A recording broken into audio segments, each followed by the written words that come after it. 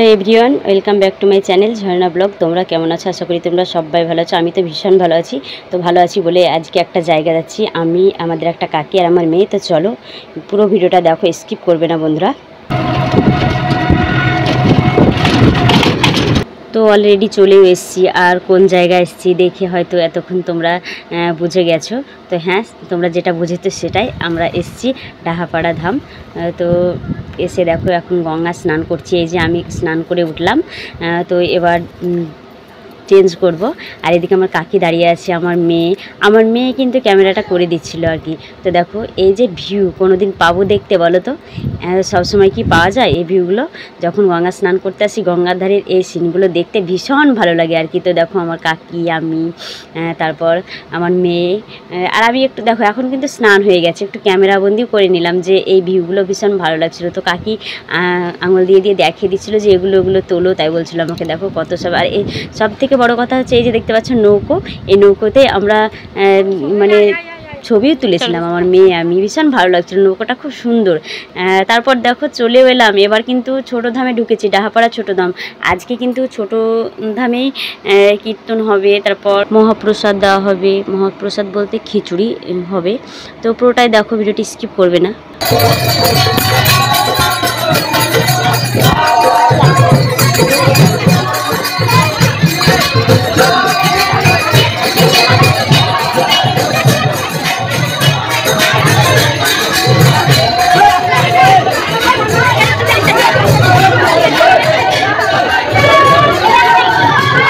আর এইমাত্র মহাপ্রভুকে নগর পরিক্রমা করে এখন দেখো মহাপ্রভুর স্থানে এখন বসিয়ে দিল।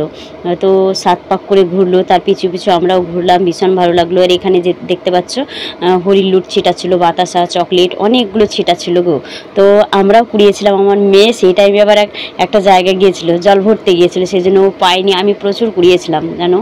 তারপর তো কীর্তন হয়ে গেল। এবার দেখো ওই যে বললাম মহাপ্রসাদ খিচুড়ি, তো এখন খেতে বসে গেছি, যে আমার মেয়ে খাচ্ছে। কত দেখো মানুষ, আর আজকের মতো খিচুড়ির স্বাদ কোনো দিন পাবে না, এত সুন্দর কি বলবো। আমরা যদি আজকে আমরা যদি বাড়িতে দেখো আজকে আবার রান্না করে খাই, তাহলে সেই খিচুড়িটা ভালো লাগবে না। আর এখানকার ভীষণ ভালো।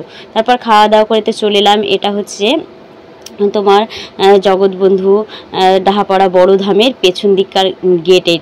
এই গেটটা তোমরা এলে সামনে যে গেটটা দেখতে পাও সেটা কিন্তু নয়, এটা হচ্ছে পেছনকার গেট। তো আমরা ভুলবশত একটু অন্যদিকে চলে গেছিলাম পেছন দিকে, সেই জন্য আবার সামনের দিকে আসতে হলে এই দিক দিয়ে হেঁটে যাচ্ছিলাম। তাও এই সিনটুকু আমি ভিউটা একটু ক্যামেরাবন্দি করে নিয়েছিলাম, তাই তোমরাও দেখতে পেলে বন্ধুরা। তো এবার দেখো প্রথমকার যে গেটটা, সবাই দেখে থাকো আর কি। দেখো গেট দিয়ে ঢুকতে হয়, তো সেই গেটটা এখন আমি ঢুকলাম। তারপর দেখো পুরোটা আমি শেয়ার করতে করতে যাচ্ছি। কত সুন্দর একটা জায়গা দেখো, এই স্বর্গতে পৌঁছে গেলাম। এখানে এলে মনটা একদম জুড়িয়ে যায়, এখানে শুয়ে থাকতে ভীষণ ভালো লাগে। আমরা তো পুজো টুজো দিই, একটু ঘোরাঘুরি করি, তারপর তো এখানে একটু আরাম করি, ভীষণ ভালো লাগে। এই স্বর্গ আসতে কপাল লাগে গো, সবসময় জোটে না, আশা ঘটে না, এত কাছে তবু তো সবজনার কপালে জুটে না। অনেকজন আসবো করে কিন্তু আসা হয় না। এইসব জায়গা হচ্ছে ভগবানের স্থান, যাকে টান দেবে সে একাই চলে আসবে গো। তো দেখো আমার মহাপ্রভুকে কত সুন্দর লাগছে না? আর অনেক এই ধামে আজকে অনুষ্ঠান না, তো হয়ে গেছে। তো এখন ছোটো ধামে হচ্ছিলো, সেই জন্য আমরা এসেছিলাম, ছোটো ধামের উদ্দেশ্যে এসেছিলাম। তো এটাও তো কাছাকাছি না, সেই জন্য চলে এলাম। তো দেখো কত সুন্দর সিন, ভিউগুলো তো ভীষণ সুন্দর। আমাকে তো এত ভালো লাগছিলো কি বলবো।